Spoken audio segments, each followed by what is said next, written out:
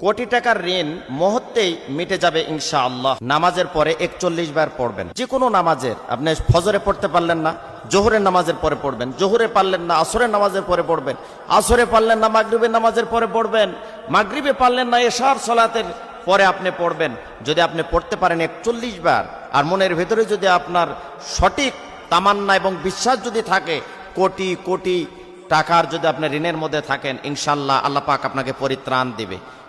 তো আল্লাহ পাক তো আপনাকে হেফাজত করবে। আমরা তো ভুলের মধ্যে কেউ নয়।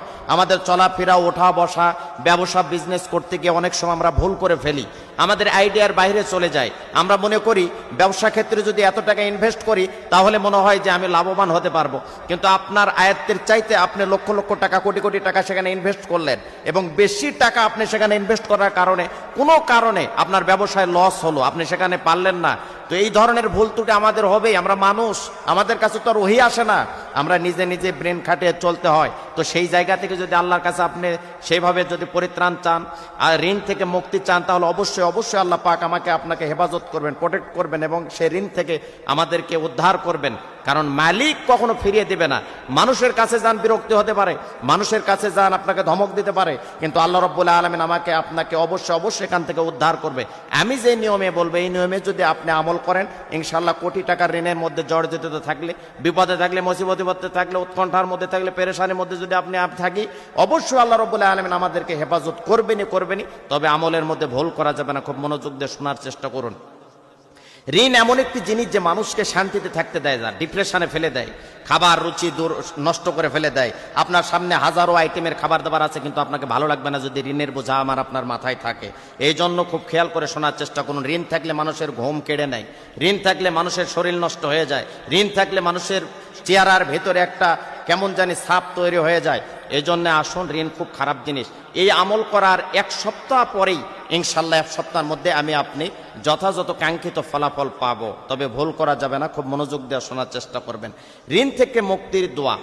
সোশ্যাল মিডিয়াতে আপনারা হাজারো হাজারো লক্ষ লক্ষ ভিডিও পেতে পারেন ঋণের বিষয়ে, কিন্তু আমি যে ঋণের কথা বলবো এটা একমাত্র কোরআন থেকে নেওয়া, কোরআনের আয়াত থেকে নেওয়া।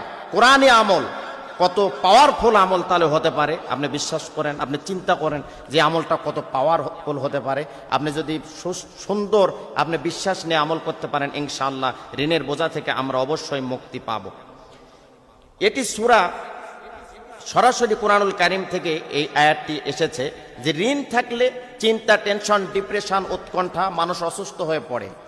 কিছু মানুষ এমনও মোবাইল করে কমেন্টসে বলে যে হুজুর, আমি তো আত্মহত্যা করার নিয়ত করে ফেলেছিলাম, যে আমি আত্মহত্যা করব। বাড়িতে মানুষের ভিড়, মানুষ এসে এত কথা, বাজে কথা বলে, রাস্তাঘাটে বাজে কথা বলে, বাজারে গেলে বাজে কথা বলে, কলার ধরে ধমক দেয়, হাজারো মানুষের সাথে অপমান করে। এই ধরনের যদি কারোর মধ্যে সমস্যা থেকে থাকে, ইনশাআল্লাহ এই কোরআনের আমলটা আপনি করেন, কাঙ্ক্ষিত আমল। পৃথিবীর মধ্যে একটা নির্ভেজাল, ফরমানিল মুক্ত একটি কিতাব কোরআনুল কারীম, সেখান থেকে আমি প্রেসক্রিপশন করছি, সেখান থেকে চিকিৎসা দিচ্ছি। ইনশাআল্লাহ আমল করলে যথাযথ আপনি কাঙ্ক্ষিত ফলাফল পাবো।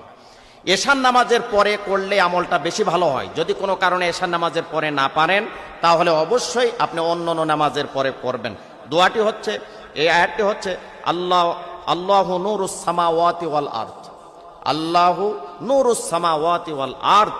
এটা এশার পরে, এশার নামাজের পরে 41 বার পড়বেন, আর মনে মনে বিনয়ের সাথে, নম্রতার সাথে আল্লাহর কাছে বলবেন যে মালিক, আমাকে অবশ্যই ঋণমুক্ত করো, তুমি আমার সম্মান ইজ্জত রক্ষা করো, মানুষের সামনে বেয়াজ্জিত করো না, লাঞ্ছিত করো না, অপমানিত করো না।